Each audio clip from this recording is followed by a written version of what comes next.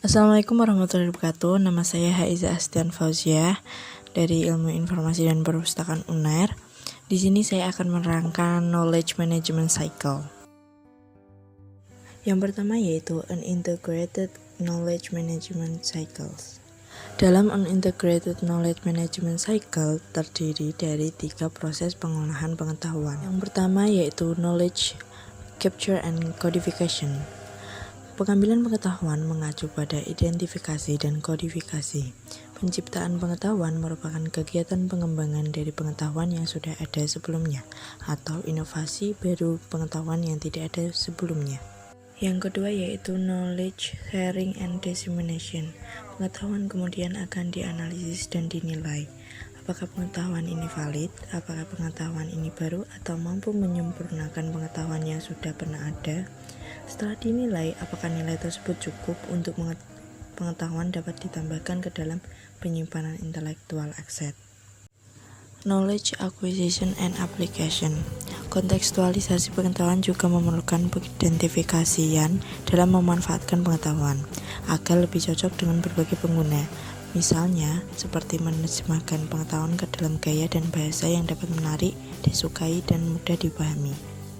Intinya, pada Unintegrated Knowledge Management Cycle, dalam proses dari knowledge capture and codification ke knowledge sharing and dissemination, pengetahuan akan dinilai. Kemudian pengetahuan dikontekstualisasikan untuk dipahami dan digunakan.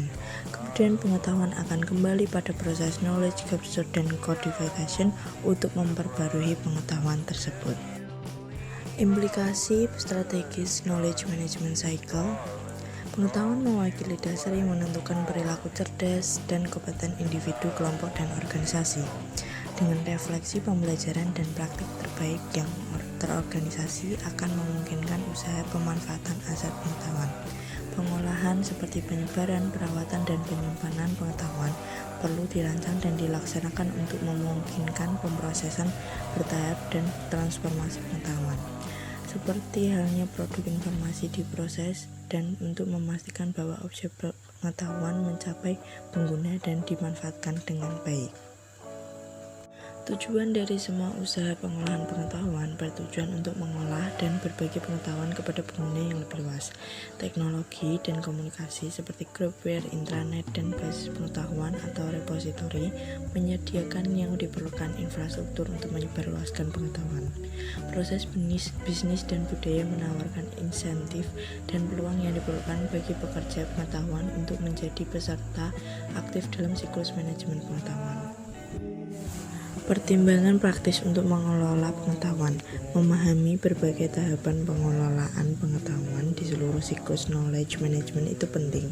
Dari perspektif praktis, mengelola pengetahuan membutuhkan prinsip pengorganisasian kerangka kerja yang akan membantu dalam mengklasifikasikan berbagai jenis aktivitas dan fungsi yang diperlukan untuk menangani dengan semua pekerjaan yang berhubungan dengan pengetahuan. Kerangka kerja sering dikemas dalam bentuk teori atau model knowledge management. Best practice. Contoh dalam perguruan tinggi Universitas Airlangga, seluruh pengetahuan didapatkan dengan cara penelitian atau menciptakan pengetahuan yang baru. Kemudian pengetahuan ini diteliti dan dinilai apakah pengetahuan ini terbaru atau dapat menyempurnakan pengetahuan yang lain. Setelah itu, pengetahuan ini akan dimasukkan dalam penyimpanan intelektual aset. Kemudian pengetahuan ini akan dipahami dan diaplikasikan untuk pengguna. Setelah itu, pengetahuan ini kembali ada tahap pertama lagi dengan dalam upaya pengembangan serta